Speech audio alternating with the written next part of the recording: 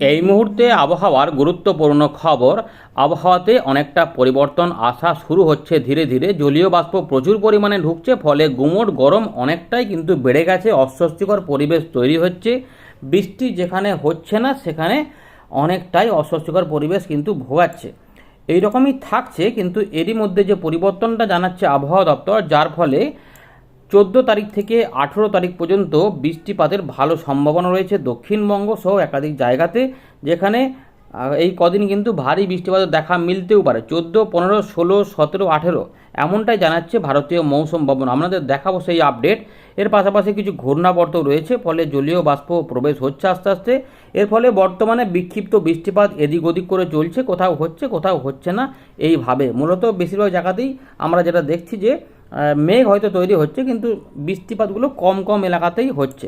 বাংলাদেশেও হচ্ছে, দক্ষিণবঙ্গেও হচ্ছে, উত্তরবঙ্গেও হচ্ছে। এই দেখুন, এই যে ঘুরিয়ে ঘুরিয়ে এদিক ওদিক করে অনেক জায়গাতে মেঘ দেখলাম, কিন্তু বৃষ্টিপাতের যে এলাকা যেগুলো এই এখানে এখানে এখানে করে ছড়িয়ে ছিটে কিন্তু বৃষ্টিপাত হচ্ছে। তবে এই পরবর্তী ক্ষেত্রে এতে পরিবর্তন যেটা আসবে, সেখানে বৃষ্টিপাতের পরিবেশ থাকবে। তবে ইতিমধ্যে আরেকটু খবর আপনাদের দিয়ে দিই যে ডিবিসি থেকে আবারও জল ছেড়েছে। আপনাদের আগের আপডেটে বলেছিলাম যে 45,000 কিউসেক ছেড়েছে। এই দিনেই আবারও কিন্তু 50,000 কিউসেক জল ছেড়ে দিয়েছে, অর্থাৎ মোটের উপরে 95,000 কিউসেক জল ডিবিসি থেকে পুনরায় ছাড়া হলো।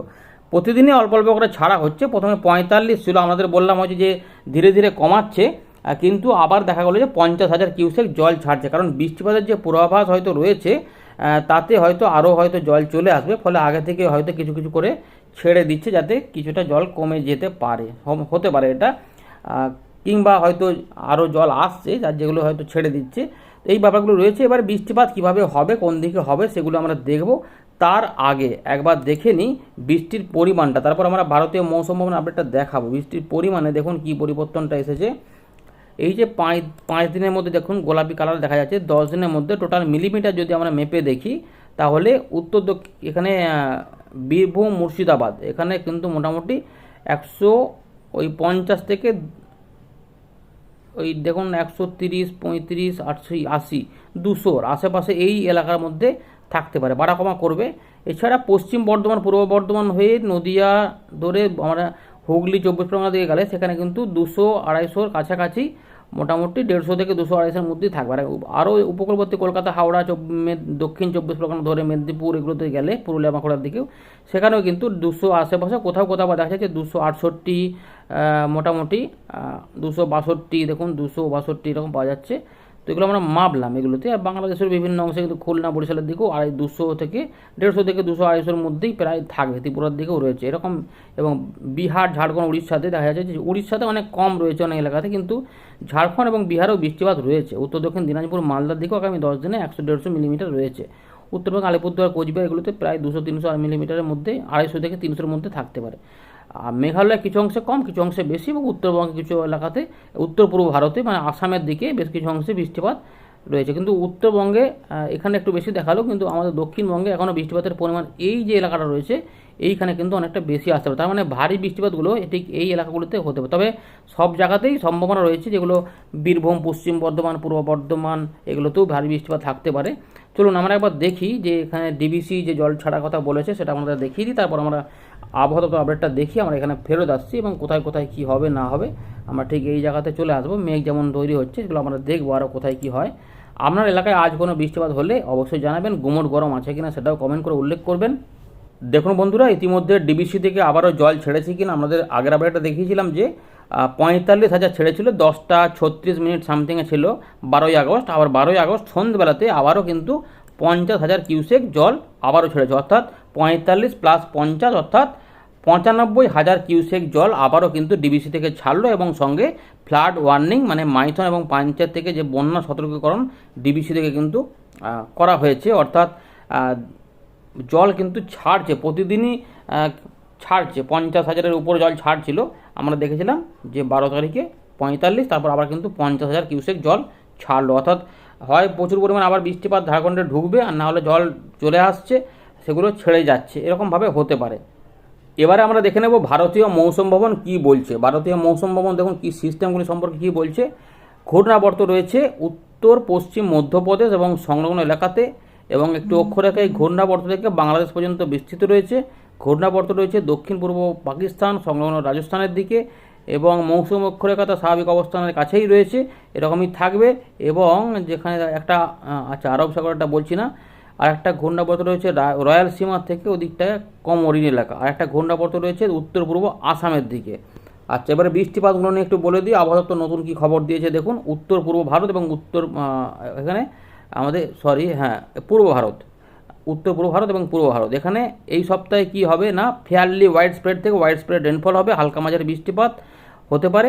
এর পাশাপাশি ভারী বৃষ্টিপাত হবে অরুণাচল প্রদেশে 15 তারিখ পর্যন্ত, আসাম, মেঘালয়, নাগাল্যান্ড, মণিপুর, মিজোরাম, ত্রিপুরা 12 থেকে 17 তারিখ পর্যন্ত, উত্তরবঙ্গ সিকিমের দিকে 12 থেকে 14 তারিখ পর্যন্ত, গাঙ্গেয় পশ্চিমবঙ্গে 14 থেকে 18 অর্থাৎ 14, 15, 16, 17, 18 5 দিন ভারী বৃষ্টিপাত হতে পারে। ঝাড়খণ্ড, উড়িষ্যার দিকে 12 থেকে 16 আগস্ট পর্যন্ত ভারী বৃষ্টিপাত হতে পারে। বিহারের দিকে 12 থেকে 18 আগস্ট পর্যন্ত ভারী বৃষ্টিপাত হতে পারে। তার মানে 18টা হচ্ছে বিহার এবং গাঙ্গেয় পশ্চিমবঙ্গের সঙ্গে কমন রয়েছে, বুঝতে পারছেন। তার মানে এখানে বীরভূম বা ওই সাইডগুলোতেও তার মানে বৃষ্টিপাত হতে পারে। এর পাশাপাশি অতি ভারী বৃষ্টিপাত আসাম, মেঘালয় এবং অরুণাচল প্রদেশে হতে পারে, এরকমই কিন্তু রয়েছে। এখানে দেখি আর ছকটক আছে নাকি, সেই টেবিলটা একবার দেখে নিই। হ্যাঁ, এখানে দেওয়ার আছে। তো দেখুন আমরা এখানে পাচ্ছি 18 আগস্ট পর্যন্ত। গাঙ্গেয় পশ্চিমবঙ্গে 13 তারিখ থেকে ওয়াইড স্প্রেড শুরু হবে এবং 17 তারিখ আমরা দেখতে পাচ্ছি এ থাকবে। তার মানে 18 তারিখের থেকে একটু কমে যাবে বলছে। তার মানে নিশ্চয়ই 19 তারিখ থেকে বা 18 তারিখ থেকেও হয়তো সেকেন্ড হাফ থেকে হয়তো বৃষ্টিটা কমে যেতে পারে। তার মানে বৃষ্টিপাত আবার ঢুকছে, দেখুন এই যে যেমন রয়েছে 12 তারিখ পর্যন্ত, তার থেকে আস্তে আস্তে এগুলো আবার নীল কালার চলে আসছে। উত্তরবঙ্গে কিন্তু বিক্ষিপ্ত বৃষ্টিপাত রয়েছে, উত্তরবঙ্গে কিন্তু প্রবল ভারী বর্ষণ বা অত্যন্ত ভারী বৃষ্টি হবে না বলছে। আর উড়িষ্যার দিকে মোটামুটি রয়েছে ঝাড়খণ্ড এবং বিহার, এই অর্থাৎ পশ্চিমবঙ্গ, দক্ষিণবঙ্গ, ঝাড়খণ্ড এবং বিহার, এই 3টে জায়গাতে ওয়াইড স্প্রেড রেনফল হবে এবং এখানে ভারী বৃষ্টিপাতের সতর্কতাও দেওয়া রয়েছে। তো বন্ধুরা, আমরা চলে এলাম ওয়েন্ডির লাইভ স্ক্রিনে। ইতিমধ্যে আবহাওয়া দপ্তর জানালো যে উত্তরবঙ্গের তুলনায় দক্ষিণবঙ্গে বৃষ্টিপাত বেশি হতে পারে। এবং আমরা একটু মেপে দেখলাম যে উত্তরবঙ্গে কিন্তু একটু এই 2-1টি জায়গাতে একটু ভালো বৃষ্টিপাতের পরিমাণ ছিল, যেটা আমাদের দেখিয়েছিলাম প্রথম দিকে, আর এখানে দেখাচ্ছি না। এবার দেখুন এখানে কিন্তু মেঘ তৈরি হচ্ছে, বিক্ষিপ্ত মেঘ তৈরি হচ্ছে এখানে উত্তর দিনাজপুর, দক্ষিণ দিনাজপুর, মালদার আশেপাশে, রাজশাহী, রংপুর এবং তার সঙ্গে বীরভূমের কিছু এলাকা ধরে ঝাড়খণ্ড, এগুলোতে, এবং ঝাড়খণ্ডে তো হচ্ছেই ইতিমধ্যে জল, হয়তো এই বৃষ্টিপাতগুলো হবে বলে হয়তো নতুন করে জল ছেড়ে দিয়েছে। 95,000 কিউসেক আমরা দেখলাম ছেড়ে দিয়েছে 12 আগস্টের খবর, যে খবরটা 13 তারিখে ছাড়লে বা পরে ছাড়লে এগুলো আমরা আবারও প্রকাশ করব যেমন যেমন আসবে। কিন্তু মেঘ আস্তে আস্তে আসছে, কিন্তু এই মেঘে থেকে সব জায়গাতে বৃষ্টিপাত হচ্ছে না আপনাদের বললাম। তারপরে প্রচণ্ড গুমোট গরম দেখা যাচ্ছে, এরকম রয়েছে। এতে আরও আস্তে আস্তে মেঘ আসবে, যেমন এই মুর্শিদাবাদের দিকে বৃষ্টিপাত দেখা যাচ্ছে যে হচ্ছে আর কি, এদিক ওদিক করে, এখানে একটু করে। এবারে দেখি ফোরকাস্ট তাহলে কী পাওয়া যাচ্ছে, কোন দিকে হবে। আপাতত তো তাদের খবরটা বলে দিয়েছে। তো আমরা দেখতে পাচ্ছি যে উপকূলবর্তী জায়গাতে বৃষ্টিপাত থাকবে। পূর্ব মেদিনীপুর, দক্ষিণ 24 পরগনা, দীঘা, মন্দারমণি, খেজুরি, কন্টাই, এখানে বাজকুল, হলদিয়া, ডায়মন্ড হারবার, কুলপি, মহিষাদল, ময়না, সবং, পাঁশকুড়া, পিংলা, বাজকুল, ডায়মন্ড হারবার, এর পাশাপাশি জয়নগর, কুলপি, ঝড়খালি, রায়দিঘি, কাকদ্বীপ, নামখানা, ফেজারগঞ্জ, গঙ্গাসাগর, এদিকে কিন্তু বৃষ্টিপাত হবে। সুন্দরবনের দিকে থাকবে, হলদিবাড়ি বৃষ্টিপাত থাকবে। এছাড়া গোসাবা, কুমড়িমারি বললাম, কেওয়াতলা, বারুইপুর, বিষ্ণুপুর, ক্যানিং, বসিরহাট, হিঙ্গলগঞ্জ, নিউ টাউন, দমদম, বনগাঁ রয়েছে, বনগাঁ নয় বাগনান রয়েছে, কোলাঘাট, পাঁশকুড়া, শ্যামপুর, তমলুক, এগুলোতেও হবে। আমতা, উত্তর এবং কলকাতার উত্তর দক্ষিণের বিস্তীর্ণ অংশে হালকা মাঝারি বৃষ্টিপাত হতে পারে। এর পাশাপাশি পরের দিকে আরও এগুলো ছড়াবে। আমরা দেখতে পাচ্ছি জামশেদপুরের কাছে রয়েছে, চাকুলিয়ার কাছে রয়েছে, মানে ঝাড়গ্রাম, পশ্চিম মেদিনীপুর থাকতে পারে। এর পাশাপাশি পশ্চিমের দিকের কিছু এলাকাতে বৃষ্টিপাত হতে পারে, যেটা সকালের মধ্যে হতেও পারে, যেগুলো পুরুলিয়া, পশ্চিম বর্ধমান, বাঁকুড়া আশেপাশে কিছু অংশে হতে পারে। তো এইভাবে একটা পরিবেশ রয়েছে, আমরা দেখুন দেখাচ্ছে আমাদের। আর উত্তরবঙ্গে কিছু বৃষ্টি, যেটা মেঘ দেখলাম একটু আগে, তো সেই মেঘগুলো থেকে বৃষ্টিপাত এই এলাকাগুলোতে হতে পারে, সম্ভাবনা থাকছে। ইতিমধ্যে শুরু হয়ে যাবে বেশ কিছু অংশে, বাংলাদেশের কিছু কিছু অংশে চলছে অল্প স্বল্প করে, কোথাও কোনো এলাকাতে। কিন্তু এবারে যে পরিবেশটা তৈরি হচ্ছে তাতে কিন্তু বৃষ্টিপাতগুলো আস্তে আস্তে আসবে, সেটা আমাদের দেখাবো। এই দেখুন রয়েছে নদিয়া, উত্তর 24 পরগনা, দক্ষিণ 24 পরগনা, এগুলোতে থাকবে।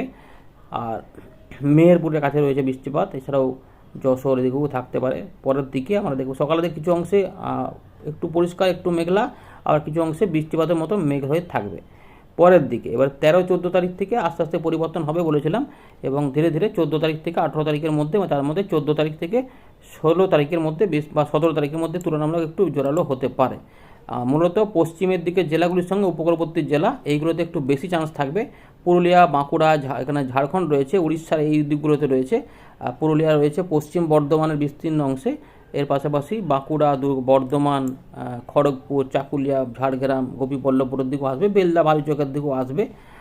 ধীরে ধীরে দেখুন আস্তে আস্তে দেখাচ্ছে এখানে এই যে পূর্ব বর্ধমান, কাটোয়া, কালনা, এছাড়াও যেটা হবে মুর্শিদাবাদ, বহরমপুর থেকে শুরু করে আজিমগঞ্জ, সিউড়ি, নানুর, বেলডাঙ্গা, এছাড়াও করিমপুর, ডোমকল, আজিমগঞ্জ, মেহেরপুর এবং রাজশাহীর দিকেও থাকবে কিছুটা।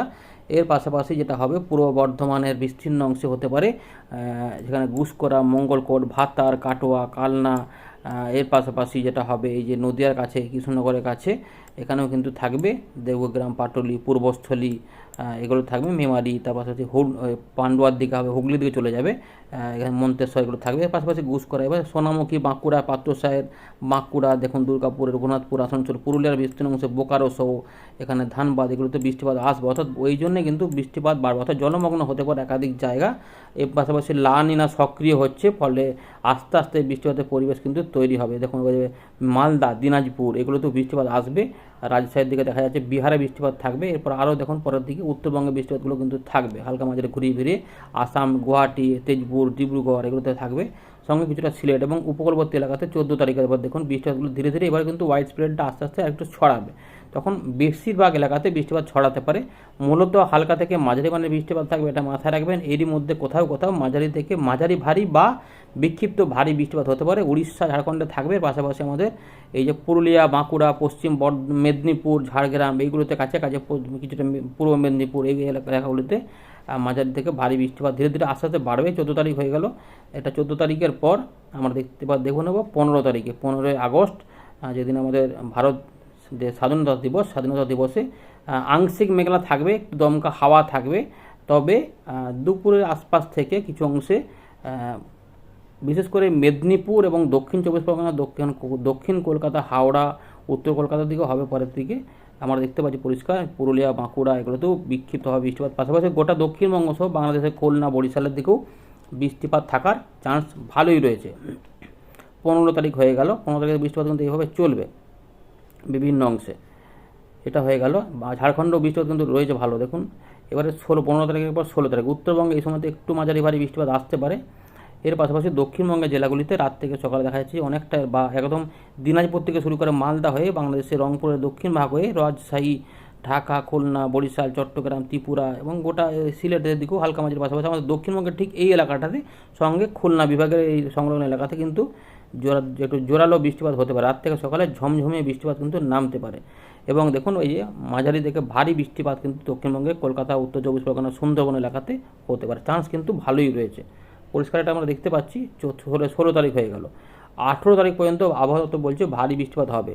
তো আমরা এখানে যেটা দেখলাম যে 16 তারিখেও কিন্তু জোরালো বৃষ্টিপাত রয়েছে, ঝাড়খণ্ডে বৃষ্টিপাত থাকবে। তার মানে এই জন্য হয়তো জল ছাড়ছে বা আবারও জল ছাড়বে বা এগুলো হলে কিন্তু থাকবে। দেওঘর থেকে ধানবাদের দিকে, বীরভূম, পশ্চিম বর্ধমান, পূর্ব বর্ধমান, বাঁকুড়া, এই এলাকাতে কিন্তু বৃষ্টিপাত রয়েছে। চন্দ্রকোনা থেকে শুরু করে গোয়ালতোড় সব দিকে বৃষ্টিপাত রয়েছে।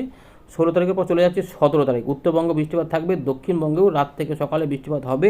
এই যে এলাকাটা রয়েছে দেখুন, এই দিকগুলোতে একটু কম রয়েছে। এই যে এলাকাটা রয়েছে এখানে পুরো এলাকাতেই ঘুরিয়ে ফিরিয়ে দমকা হাওয়া সমেত বৃষ্টিপাত থাকবে।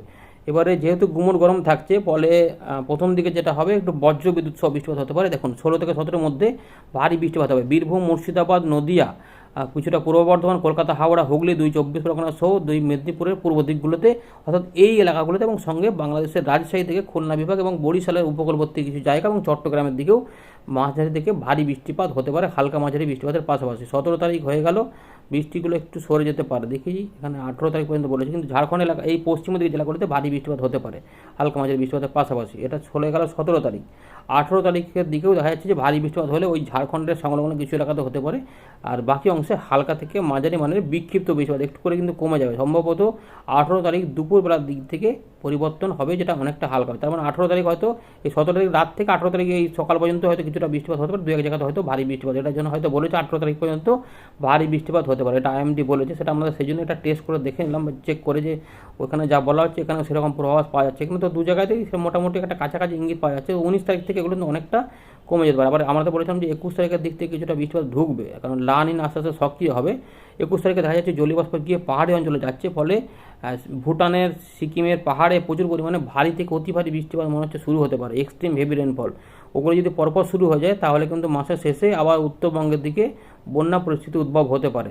আর এখন দক্ষিণবঙ্গে বৃষ্টিপাত হবে দেখা যাচ্ছে, তার মানে নতুন যে জল ছাড়ছে তার ফলে কিন্তু আস্তে আস্তে কিছু এলাকা প্লাবিত হতে পারে, আস্তে আস্তে ধীরে ধীরে আবার যদি প্রচুর পরিমাণে বৃষ্টিপাত হয়ে যায়। কিন্তু অন্যান্য যে জলাধারগুলি রয়েছে সেখান থেকে কিন্তু কোনো জল ছাড়ছে না, ফলে চাষের একটা সমস্যায় রয়েছে। সেখানে জল ছাড়লে হয়তো অনেকের চাষের অসুবিধা আরও রয়েছে, আবার বেশ কিছু অংশ প্রচুর পরিমাণে বৃষ্টিপাতের ফলে জলমগ্ন হয়েছে, সেখানে চাষ নষ্ট হচ্ছে বা চাষ করতে পারছেন না। এরকম দুরকম চিত্র পাওয়া যাচ্ছে।